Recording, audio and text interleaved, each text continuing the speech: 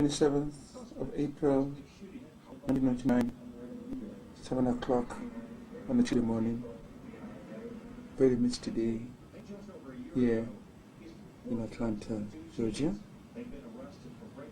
It's my final day as I leave this morning for Ohio, Columbus, Ohio. Lovely view from the window of my hotel. Almost time to leave. Here, the Atlanta, the Super 8 Hotel.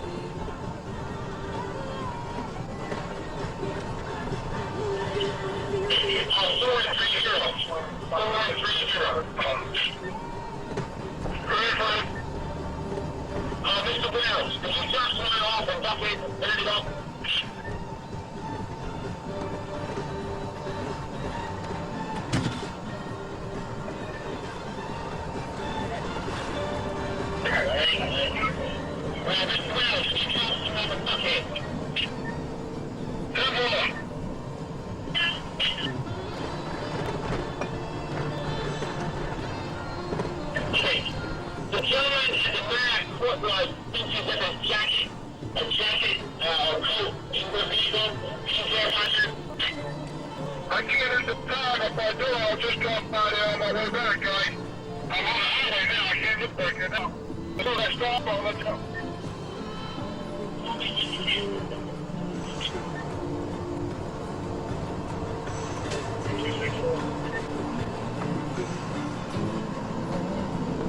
Thank you. Put it down for 10-4. There's a jacket here.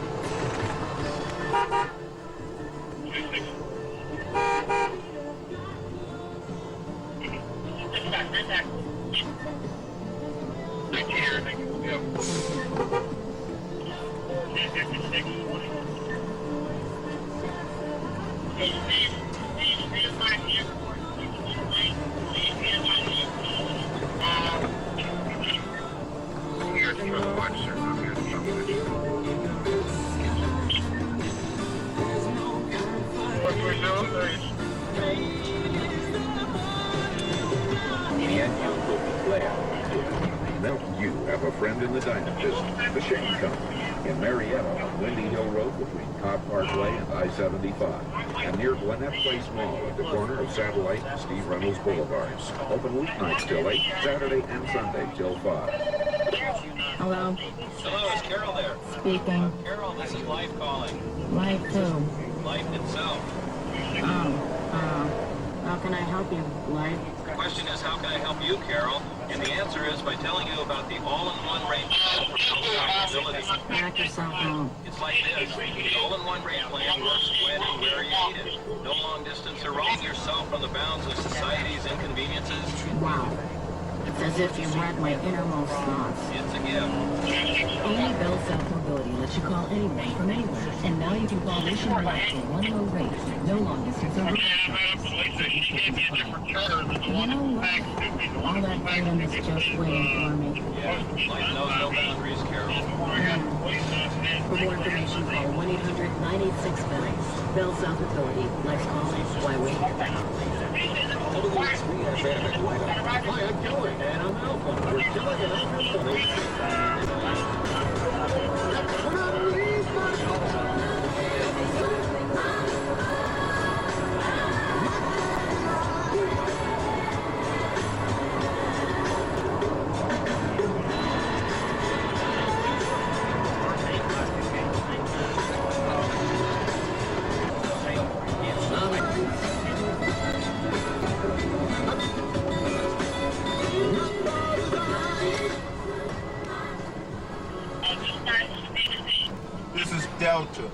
Delta Airline.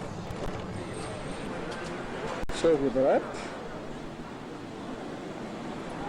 at Hartsfield International Airport.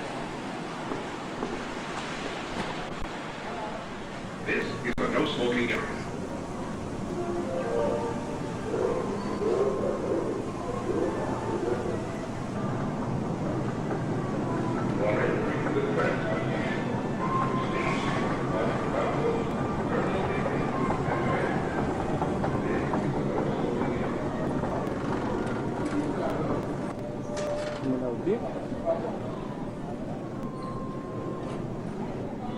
Hi, welcome to Atlanta Airport. Thank you very much, ma'am.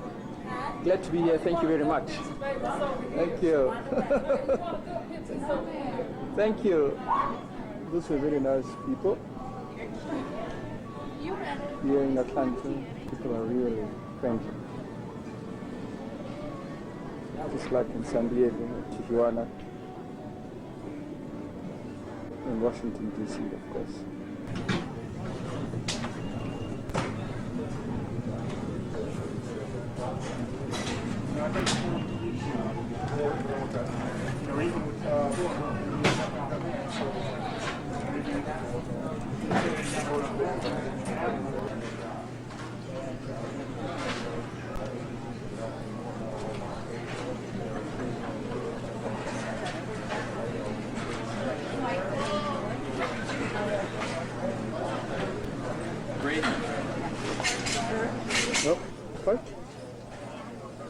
Not any time now.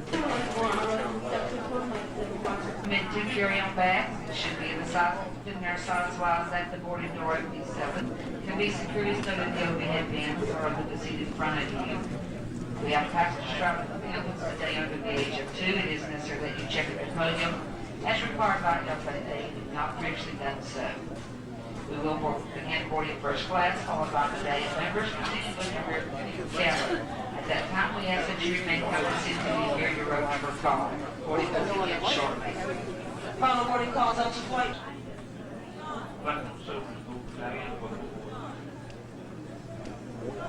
It's boarding time. At 8:07.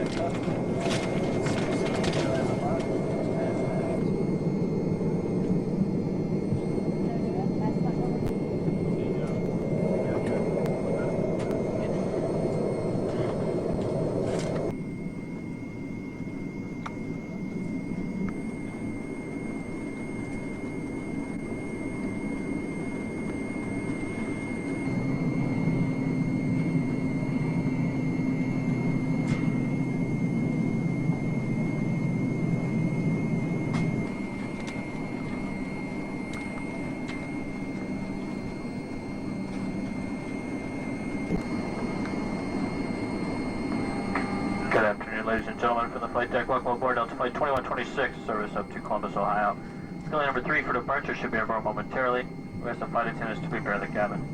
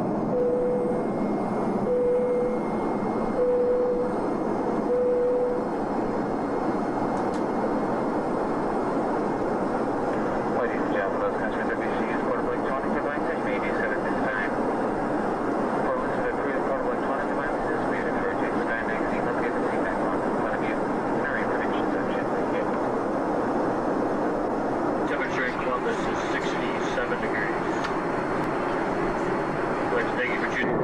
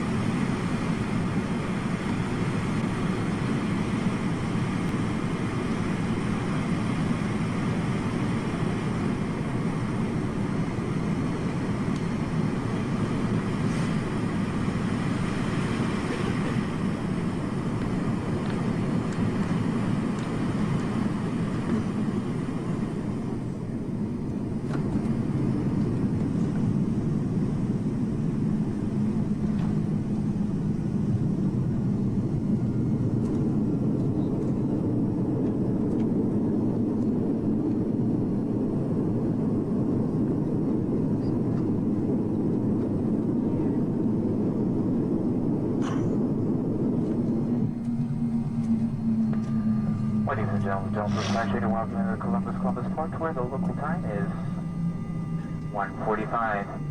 Captain Immigrant has requested that you please remain seated with your seatbelts fastened until they stop the MD-88 to complete their final stop at the terminal. It is turned off their fasten seatbelt sign. That'll be indication of check about Chief 40 carry articles we have brought on board with you. We would like to caution you when opening overhead bins, these items tend to shift during flight. Any assistance with the baggage claim, ground transportation. You're kindly glad to see the Delta representative meeting this flight inside the terminal building.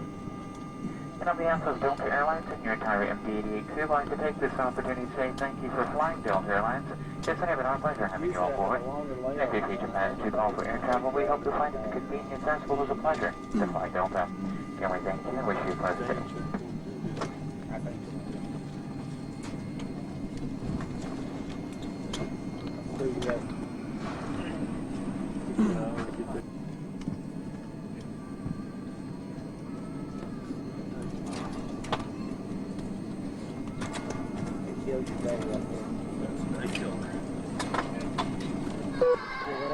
Columbus.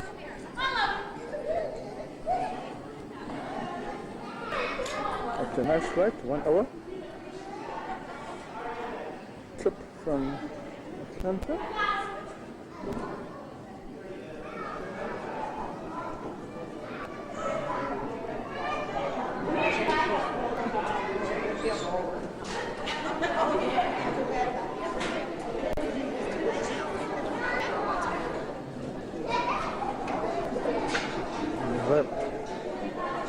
Right on schedule. And the conference, the Laitman Association of Physical Anthropologists, starts tomorrow. And registration begins this evening.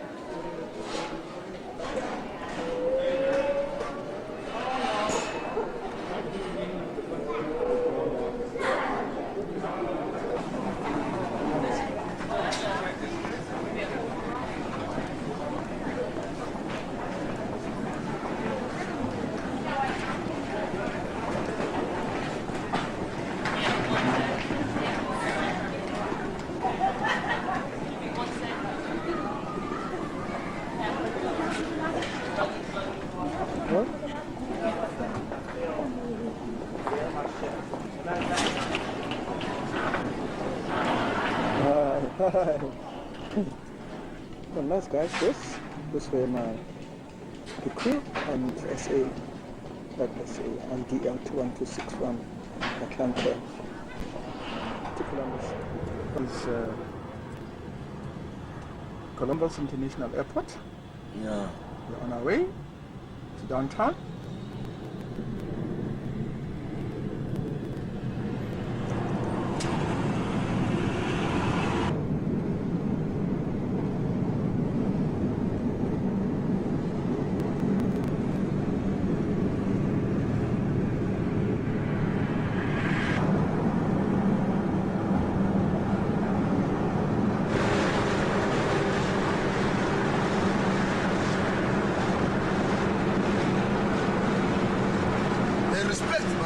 Every white president respects Mandela.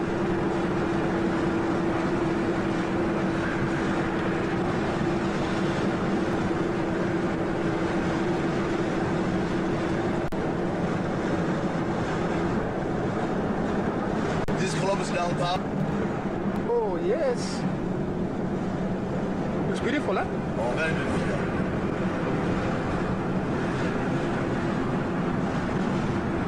Johannesburg is beautiful down everywhere, man.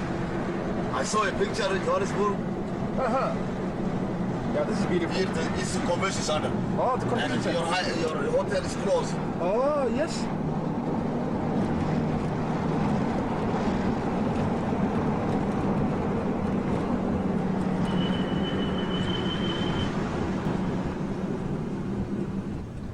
So that's a Hyatt. Yeah, this is Hyatt. Yeah. Oh, that's where I'm going to be staying. That's where the conference also. Very nice hotel. Ah, It's one of the biggest in the United States, Hyatt. yes, ne? Very international hotel. You're gonna see a lot of people.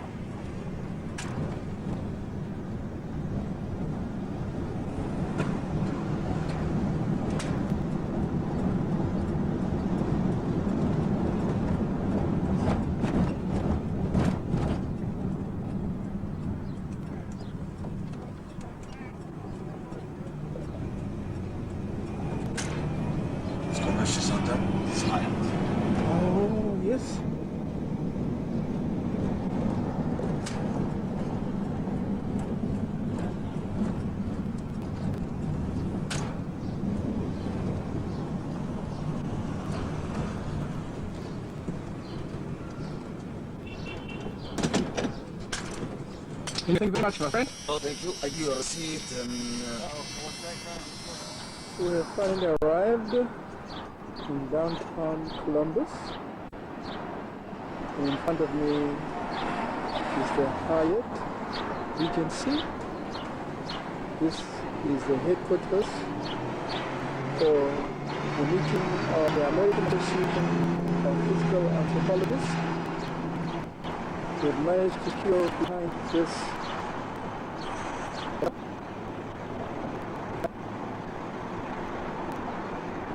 facilities of the Greater Columbus Convention Center. Oh, this one, Hyatt Regency.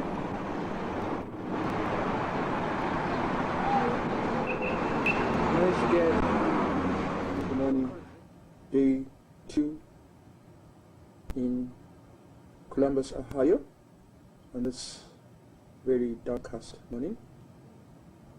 This is a view from my hotel window on the 18th floor of the Hyatt Regency, Columbus. It's just past 8 o'clock. And it's time to go and register for the conference of the American Association of Physical Anthropologists. Lovely view from here.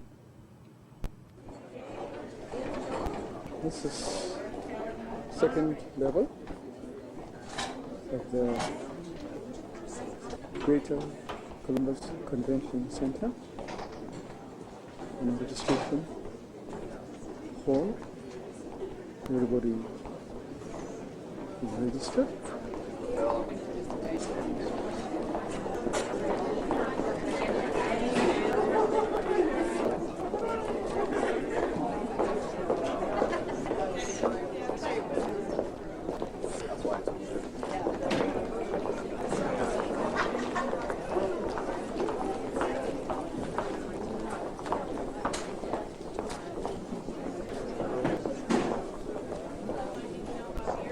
From here,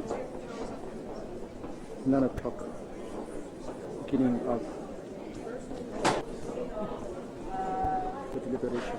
Program and a reader that were put together with Howard Friedman, who is a professor of psychiatry and obstetrics and gynecology at Wayne State University School of Medicine. He's the director of behavioral medicine. He has been studying menopause since 1985, received a number of his presentations. He's the recipient of the NIH Merit Award for the study of hot flashes. I think he's the key researcher on the study of the physiology of hot flashes. Thank you, Lynette, for the kind introduction and for inviting me, and for putting together such an interesting symposium. If we could have the lights down a little bit, you'll be able to see the slides better.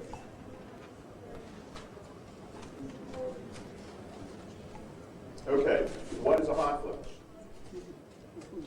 Hot flashes consist of widespread peripheral vasodilation, blood flow in the hands and feet, the skin, the face, increases significantly.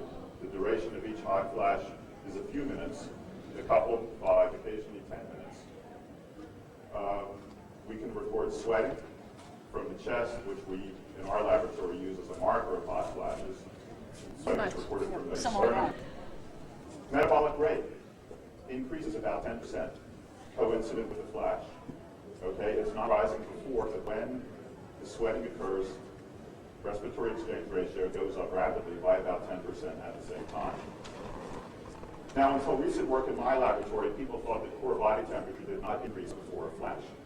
Why is that important? It's important because your hypothalamus homeostatically regulates core body temperature to a degree, depending upon where. I think lower is better, dimmer is better, depending upon where the survey is taken. But in the United States, about 80% of postmenopausal women report hot flashes. And the point of this slide, though, is to show you that the absolute estrogen levels are important. Blood flow stops and their fingers become very painful. My initial research was on treating these women with biofeedback to increase their finger temperature and blood flow, and it worked.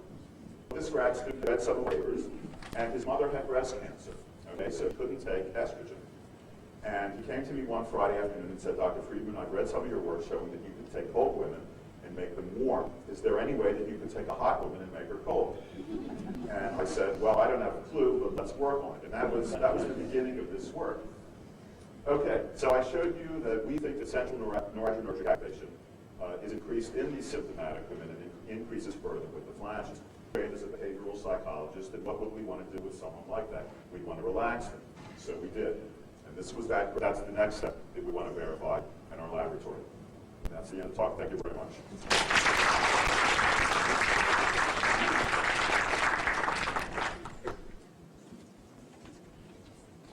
Do I have time for questions?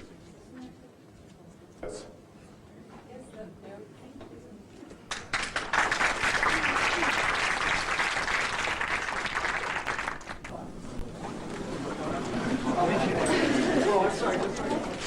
Hi Ellen, how are you doing? Well, it's Professor Ellen Morris from the University of Cape Town. I've been for 10 countries here. And we're going to have lunch together. Until 2 o'clock when we have a session in this area around the Harrison. Now we should go back to the regular program, and the first paper this afternoon is by Jeff Laitman and collaborators. Jeff?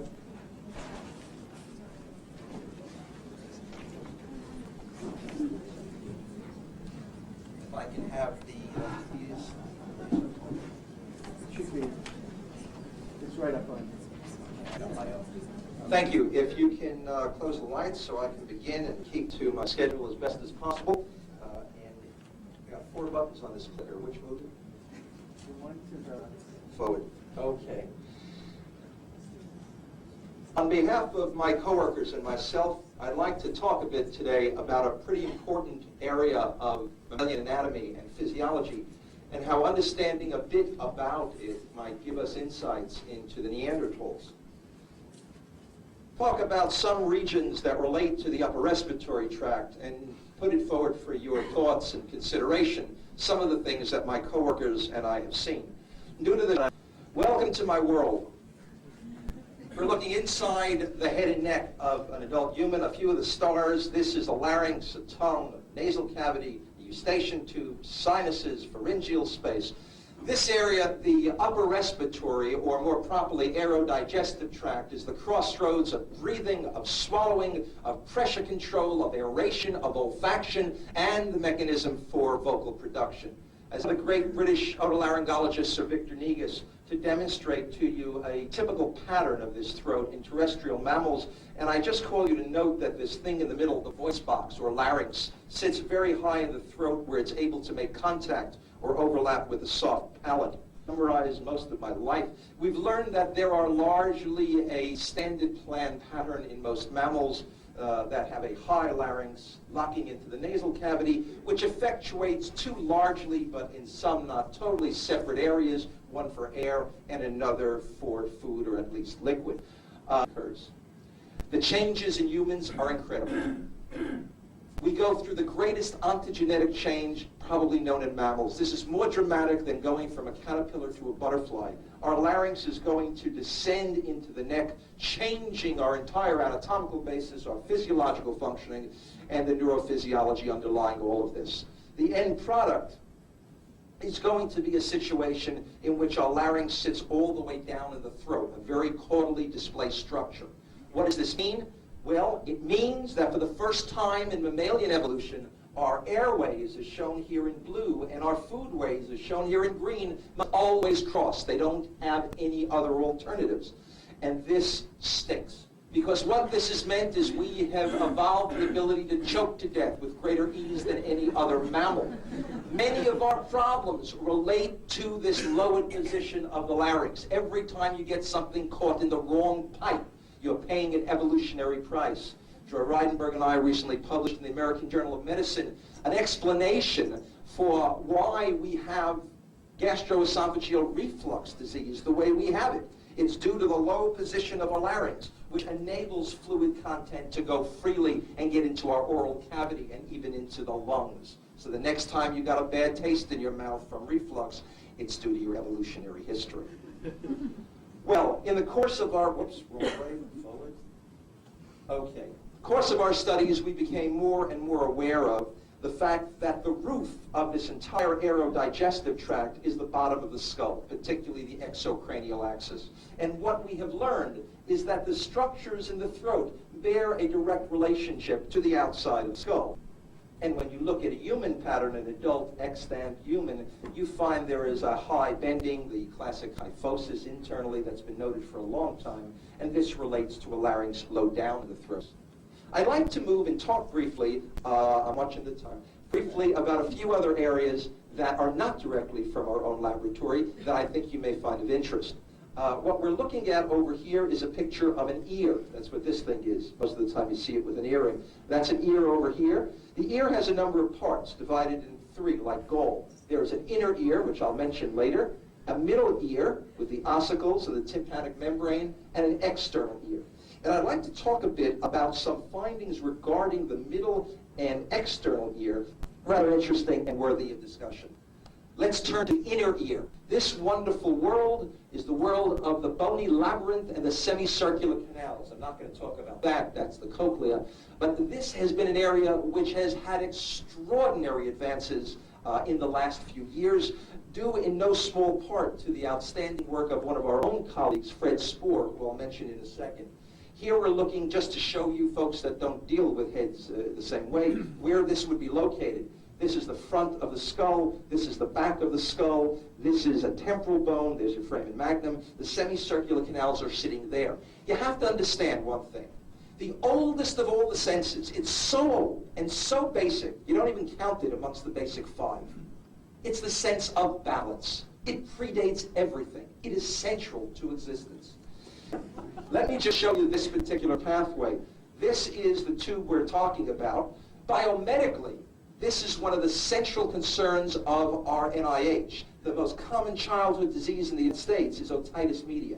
Any of you that have children have probably had problems with otitis media. That's the pathway. By the way, that's why it's called ear, nose, and throat.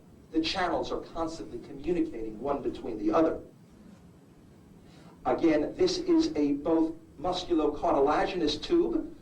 The anterior distal compartments are muscular and cartilaginous, and the bony portion is over here, going to the middle ear. What we have found in looking at both extant and certain archaic specimens, non-Neanderthals, is that the angulation of the bony portion of the eustachian tube tells us that the eustachian tube in its entirety would be very bent or very curved. There would be a marked angle. This has been reported by many others in studying living human populations. This is the pattern that we would also suggest for groups such as Cobway. And this differs from what we see in Neanderthals, possibly due to differences in their cranial base. Aspects of the eustachian tube in Neanderthals, particularly the bony component, is much more horizontal and does not have this particular bend. I'd like to summarize the last 2 points together because I think they're rather important, and I'd like to put forward a hypothesis to think about. I believe that the differing orientation of the bony labyrinth and the orientation differences in the eustachian tube are not just fortuitous. I believe that these two features work hand in hand, and that in Neanderthals they may have had differential head posture or position which could have affected the gas composition differences in the process of aeration or fluid exchange mechanisms between the middle ear and the nasal cavity. I think those two things are coupled, and I hope that's an area of future research. Well, let me sort of wrap up before I get thrown off.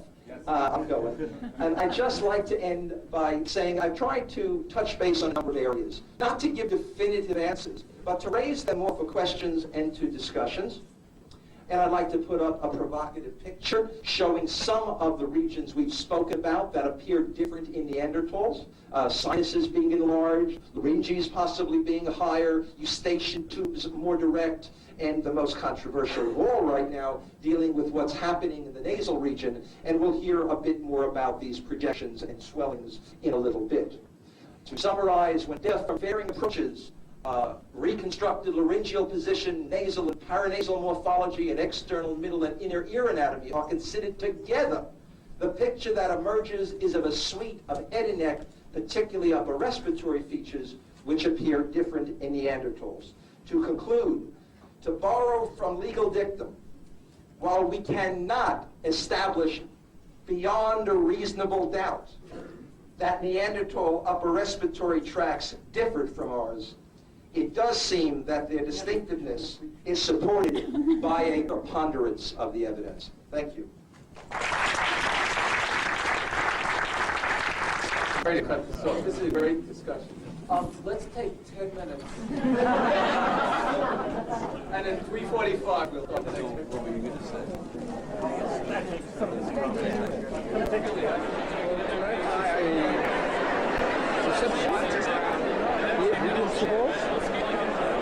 And that's Ellen Goldberg. Hello, Ellen. Ellen. Hello, Ellen.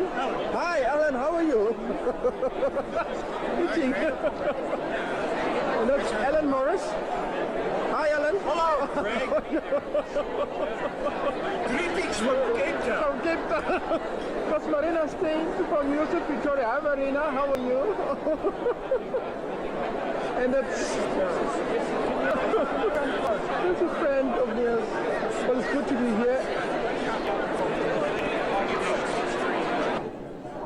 That was a welcoming reception that was held here at the Regency Ballroom for the American Association of Anthropologists. And it was certainly a nice evening. And it's time to break for the evening. Registration still continues.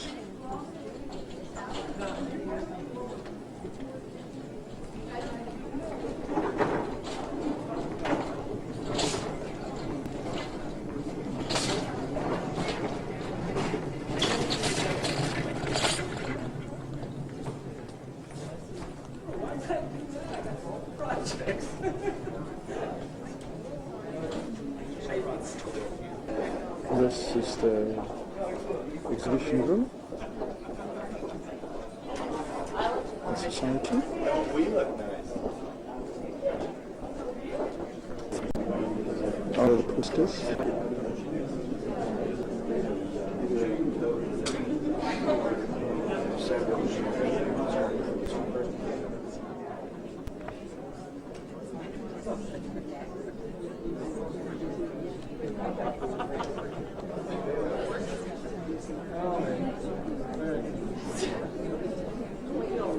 Let's give it a second.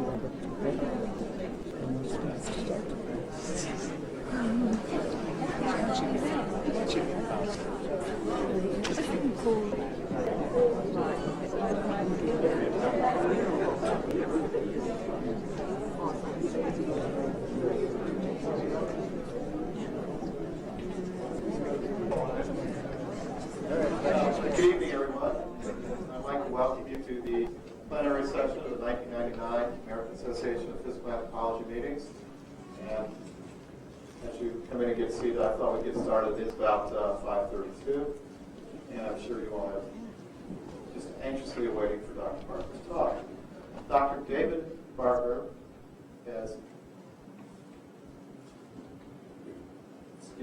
is trained in internal medicine and epidemiology.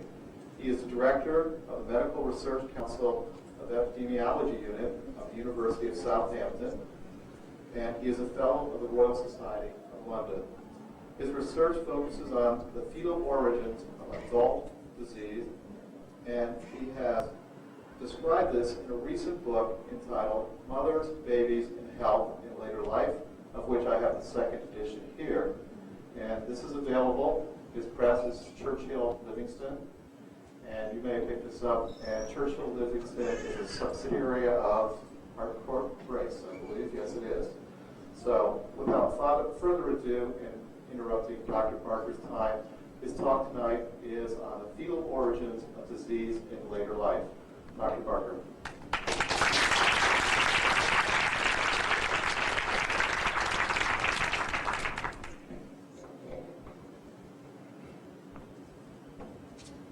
Thank you very much for the invitation to be here. We've grown accustomed to the idea that coronary heart disease is the result of overindulgence, smoking, and lack of exercise in adult life. But while we've become accustomed to it, we're also, I think, aware that it goes only quite a small way to explaining why one person gets the disease and another does not. There's a lot missing. Now, geneticists would say it's genetic, and well, they would, but maybe, of course, partly it is. But there's a big gap between events at conception and events in adult life in our understanding of coronary heart disease. And there are reasons, both ecological and biological, for investigating the possibility that coronary heart disease originates during fetal life, essentially the poorer areas of the country. And it is, of course, a paradox that in Western societies, this disease, which has risen to become the commonest cause of death with increasing affluence, has settled in the poorer parts of our population. It's not a paradox that can be readily resolved, and ideas that poorer people enjoy too much of the good things of life are, of course, frivolous ideas. So it's a major public health paradox, and you can overlay on that map a map of neonatal death as deaths among newborn babies 70, 80 years ago, and you would get exactly the same pattern. I mean exactly. There is no departure from the rule that areas which today have high death rates from cardiovascular disease in our country 70 years ago had high death rates among newborn babies. And since newborn babies in those days died because they were small at birth, that is an ecological link between low birth weight and coronary heart disease. And while I'm here, let me just point out, because I'll come back to it, there's a green area there. In that green area, just to the north of London, is the county of Hertfordshire. Now, there are biological reasons, and I don't know whether that would show up a bit better if the light switch was something down. That's an 11-week-old human fetus, and as I certainly don't need to say, every young living thing is able to regulate its growth, and the human fetus is no exception. The embryologists say that the genetic recipe which we acquire at conception is just that, a recipe for making a human being. And the human being, the unique human being, is the result of the interaction between genes and nutrients delivery and other events during fetal life which set gene expression. So the human fetus is shaped by the mother. It begins its life very plastic, and then we become less and less plastic as life proceeds. All are the result of altered gene expression, altered by nutrient availability acting directly or via hormonal control, hormonal systems such as insulin, which are important in fetal life, leading to developmental adaptations, leading to permanent memories in the body, which include these things I've listed here and many other besides.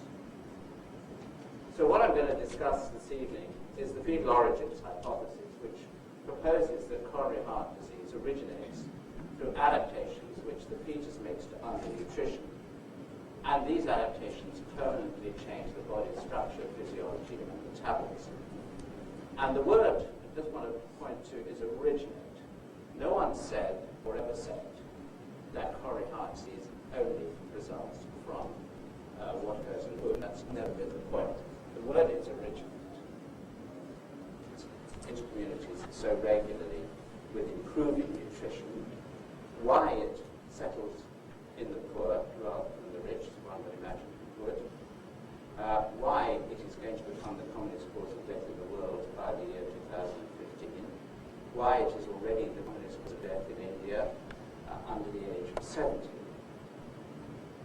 Perhaps coronary heart disease represents a stage of improving nutrition between chronic maternal nutrition and nutrition at a claim that allows the mother to nourish her fetus adequately through gestation. Maybe prenatal growth retardation, postnatal acceleration seems to be a recipe for a shorter life and for a heavier burden of chronic disease. Thank you.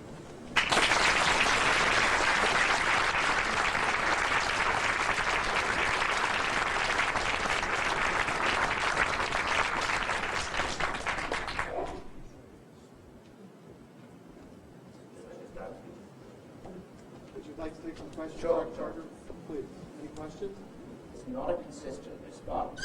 The fetus can only enlarge its placenta if the mother was well nourished before conception. So that is a Western scenario, and third world fetuses can't seem to mind this trick.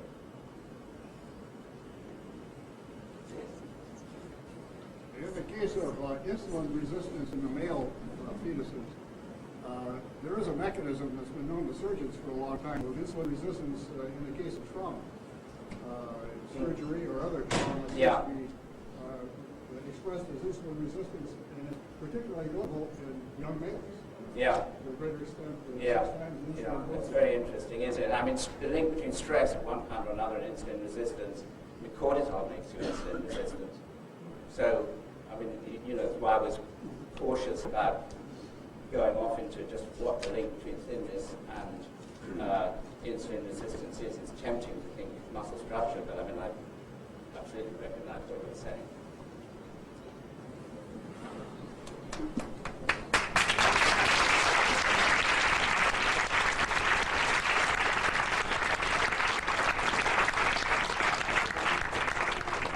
Well, I would like to thank Dr. Barker for coming all the way over here from Southampton to visit us this week. He flew into the States on Tuesday. He's going back tomorrow. So thank you very much, Dr. Barker, for giving us your talk today.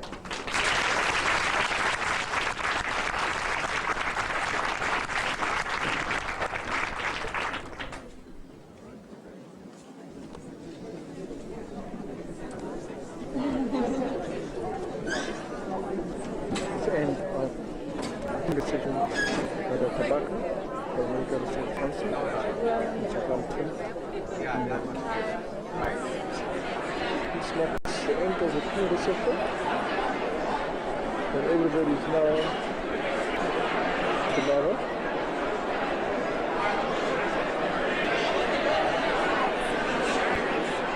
Friday, stated of April 1999. Day 4 in Columbus, Hyatt, and of this meeting the American Association of Physical Anthropologists. We're now moving to medicine room for the beginning of today's sessions of paleo anthropology. Yes, absolutely. Time for the lunch show. You are American Association of Physical Anthropologists. It's really laid down a nice spread for us. What's happening with us? Same thing, but many of our students graduate and then go to Canada. Where they work in Canada, Canadians are working. We're middle of nowhere. Middle of Saskatchewan, western Newfoundland. That's where they go.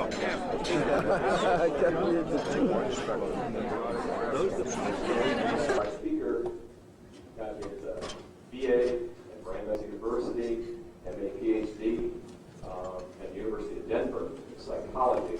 Did a postdoc at UCLA, Brain Research Institute, and then went to the University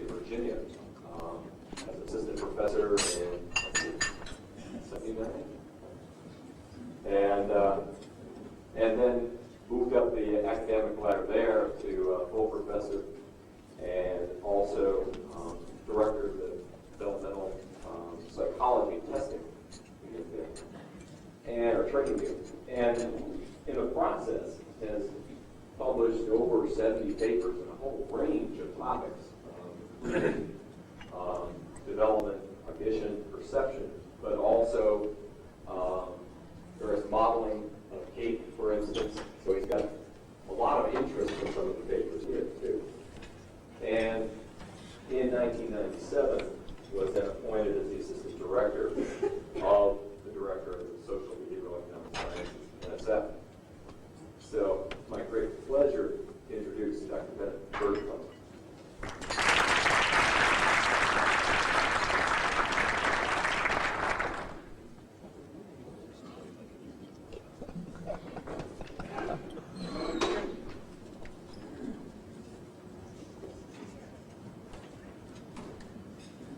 I'd like to thank two Marks, Mark Tieford and Mark Weiss, for inviting me to this meeting. They had originally told me that I was the second choice. John Glenn was the first choice. I don't feel particularly bad knowing I'm going to be the second choice. I'm really delighted to be here. As you've heard, I do have some professional interests in some of the research that's going on here. And I certainly have administrative interests in all of the research that's going on here. You also heard that I'm a researcher and an academician, just like all of you. NSF is my day job. I'm still running my lab at the University of Virginia. And one of the other martyrs goes up to the one who had walked over to the lions and said, "What did you say to the lion?" And he said, "I just want to warn you that after dinner, there's going to be a speaker." I hope I'm not being fed to the lions.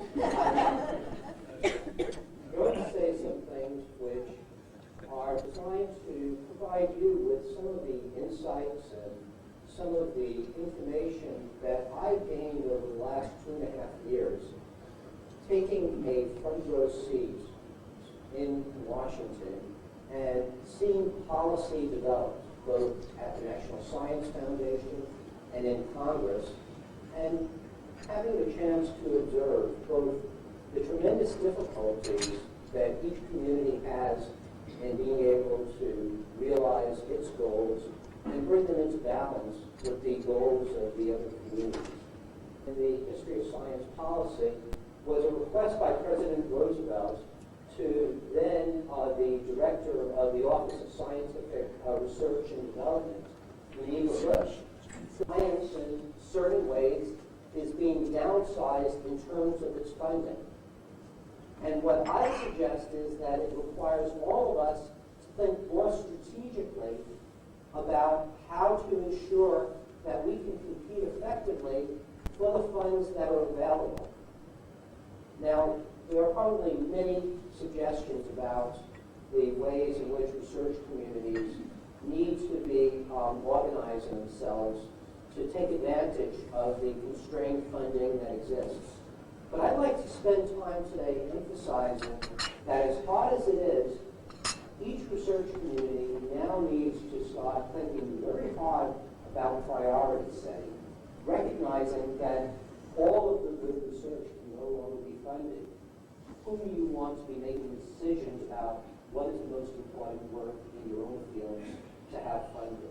And to engage in priority setting really demands that we begin thinking in the long term, beginning to develop plans, not only for how we support our labs for the next 2 or 3 years, but what is going to be necessary over the course of the next decade or the next 2 decades.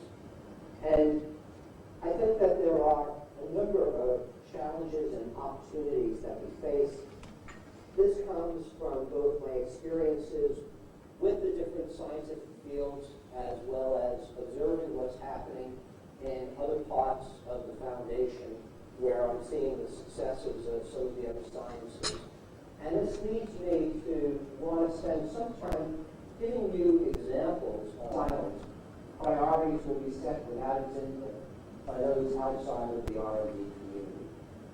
I don't think any of us believe that there are individuals outside of our own community who are as knowledgeable or as competent and well-informed to make decisions about where our investments should be made. And if that's true, we have a great deal of work ahead for ourselves, and I encourage you to begin taking it very seriously. Thank you very much.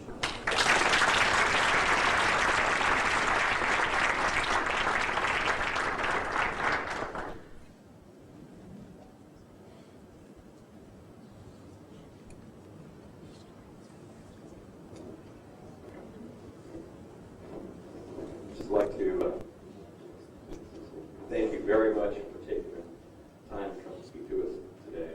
And maybe we can begin to end the silence, I hope, and offer a small token of our appreciation. Thank you.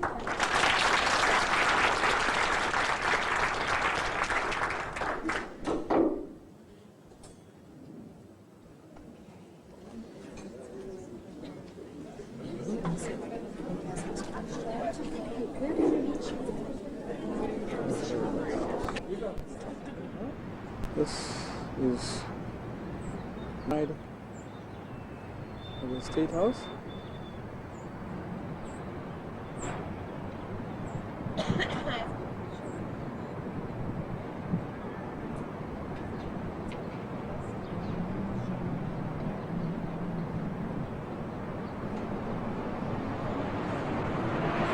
In front of me is the State House, of course. In front of me is a bronze statue of Christopher Columbus, after whom this city is named, having arrived in America in 1492.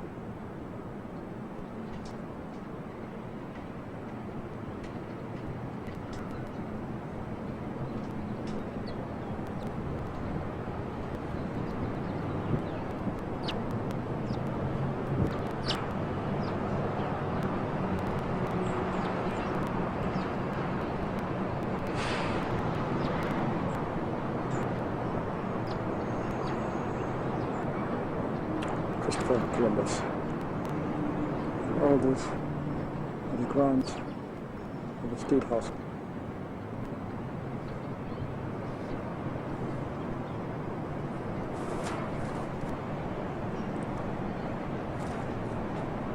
This end.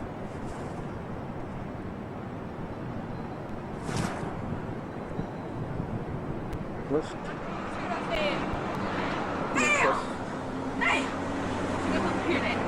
Skyline adjacent to the river. The replica of Santa Maria. Behind,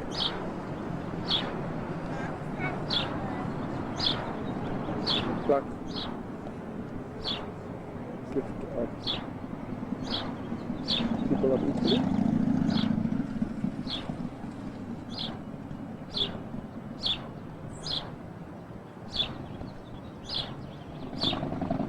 Responsible for erection of the replica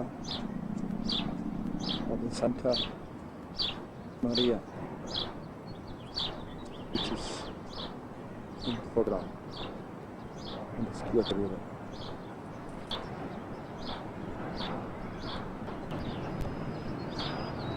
A very nice view of the banks of the Schiota River.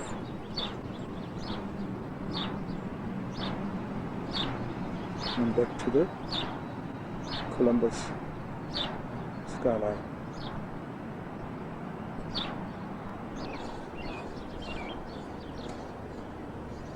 And the Lord Santa Maria. This is the Borough District.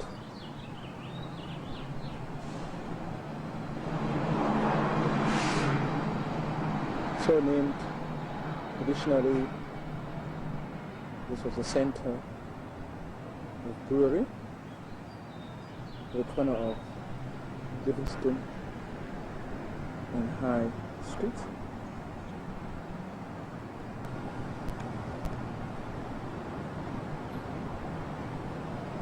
And it's on Fulton County, southwest of downtown.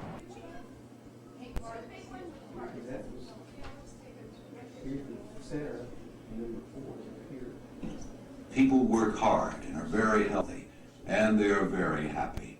The German people who live in the southern end of town have found their happiness in life, and therefore we doubt that the German section of town is the poor end.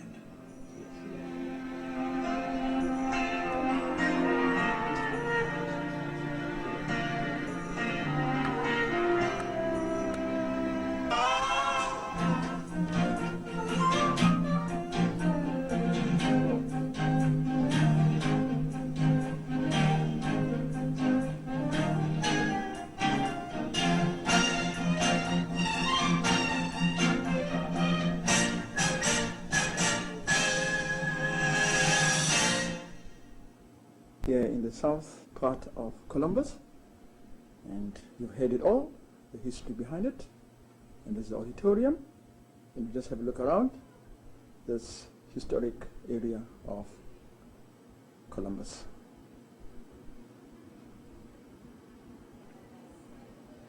Open on Sundays. This is a visitor center. Are you all?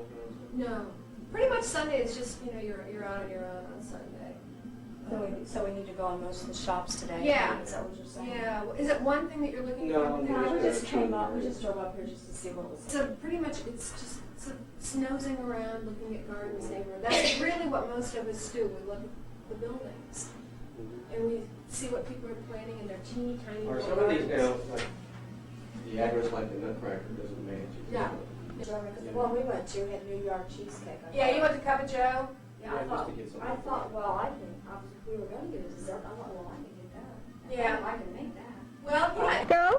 Oh, hi Susan. Thank you very much for allowing me to look over here at the German village and give me an opportunity to know about the history behind this area of Columbus. It's been a pleasure to be here in the German village.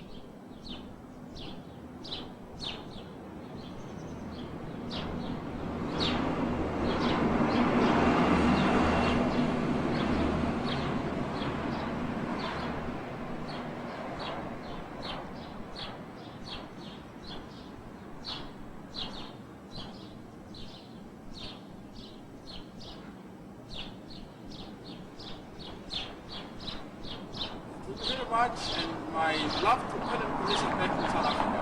And thank you very much, Susan. It was a short visit to the German village.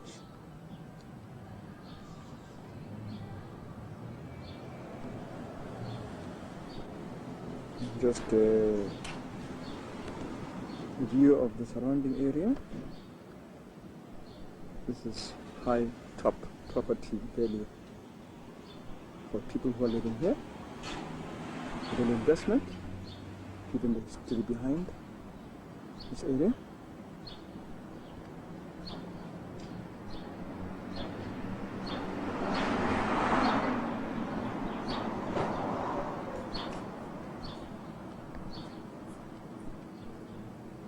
Thanks to Susan. This is another section of German village at the corner of Columbus and 3rd Street. Typical red brick house residential area, as was denoted in that documentary we had for the German village information and visitors center. Certainly way out of the city in the southwest of downtown Columbus.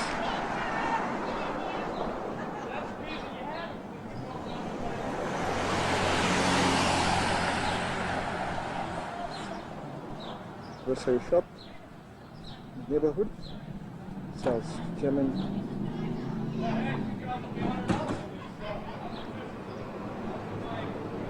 products, foodstuff.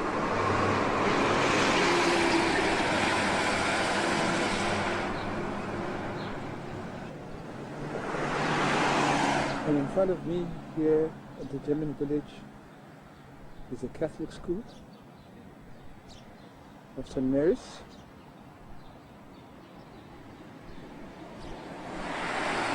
Rectory, the presbytery, and the church of St. Mary's. And the preschool, yonder.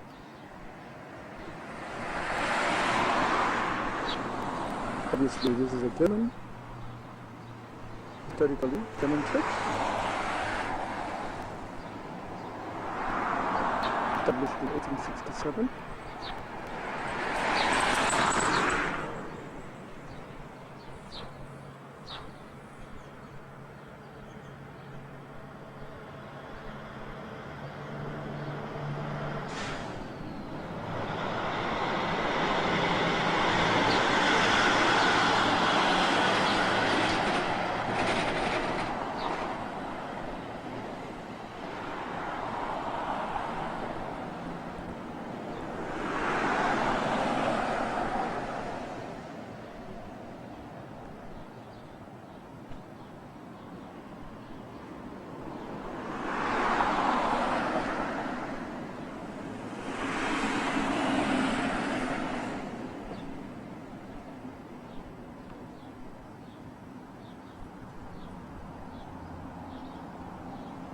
St. Mary's Catholic Church.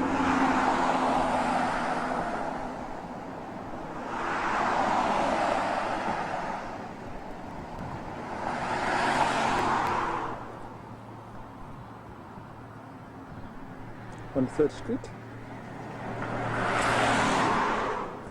the German village, Columbus. We are in the rotunda of the capital, the State House, the administrative building of Columbus, capital of Ohio.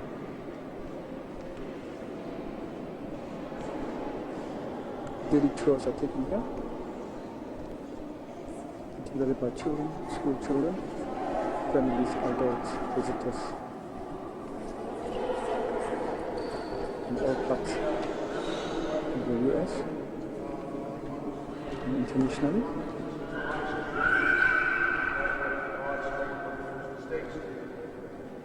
And that marble monument commemorates the surrender of the Confederate States at Vicksburg. Robert E. Lee surrendered to General Ulysses Grant.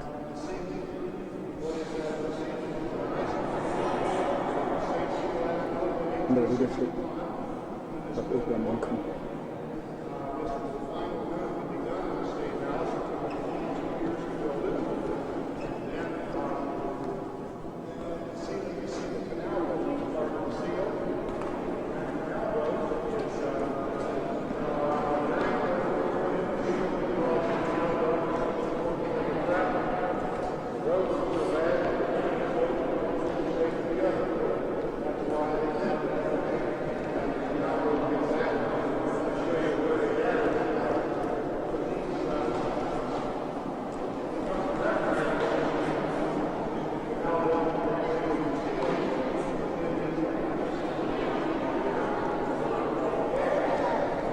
One of the major battles impeding defeated the British in the War of 1812.